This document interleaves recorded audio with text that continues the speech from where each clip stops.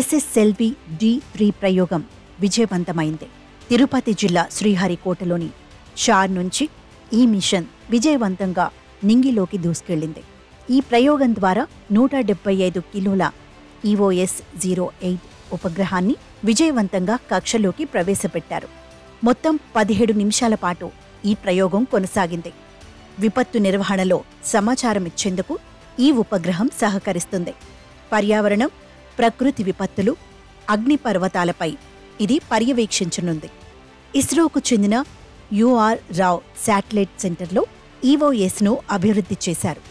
ఇందులో ఉండే electro optical infrared payload midwave, long wave ఇన్ఫ్రారెడ్లో చిత్రాలను తీస్తుంది.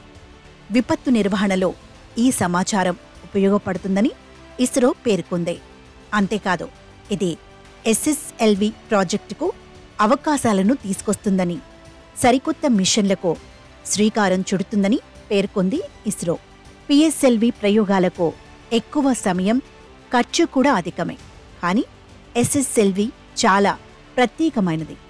తక్కువ ఖర్చు, సమయం, పరిమిత మానవ వనరుల సాయంతో కేవలం 72 గంటల వ్యవధిలో ప్రయోగానికి సిద్ధం చేయవచ్చు. ఇది ఇస్రో వాణిజ్య ప్రయోగాలను మరింత రెట్టింపు చేయగలదని భావిస్తున్నారు. తద్వారా ప్రపంచ అంతరిక్ష వాణిజ్యంలో భారత్ వాటా పెరుగుదలకు దోహదం చేస్తోంది. 2022లో తొలిసారిగా నిర్వహించిన ఎస్ఎస్ఎల్వి ప్రయోగం విఫలమైంది. దీంతో సమస్యను గుర్తించి సరిచేసిన ఇస్రో గతేడాది మరో ప్రయోగం నిర్వహించి విజయవంతమైంది. తాజా ప్రయోగం కూడా సక్సెస్ కావడంతో ఇస్రో శాస్త్రవేత్తలపై ప్రశంసలు కురుస్తున్నాయి.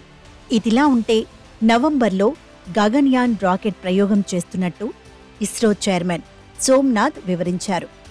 ఈ ఏడాదిలో పిఎస్ఎల్వి రాకెట్ ప్రయోగం ద్వారా ప్రోబ్ శాటిలైట్ నింగిలోకి వెడుతుందని అన్నారు.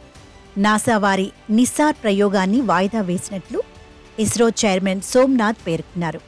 ఈ ఏడాది నవంబర్లో నావిక్ శాట్ ప్రయోగం చేస్తున్నట్లు చెప్పారు. ఈ ఏడాదిలో PSLV, GSLV, MK3, LVM-3 rocket ప్రయోగాల ద్వారా నింగిలోకి విభిన్న ఉపగ్రహాలు పంపనున్నట్లు తెలిపారు. ఈ ఏడాది కాలంలో radar imaging satellite, geo imaging satellite, అదేవిధంగా technology development satellite TDS rocket ప్రయోగాలకు సిద్ధమవుతుందని ఇస్రో చైర్మన్ సోమ్నాథ్ వెల్లడించారు.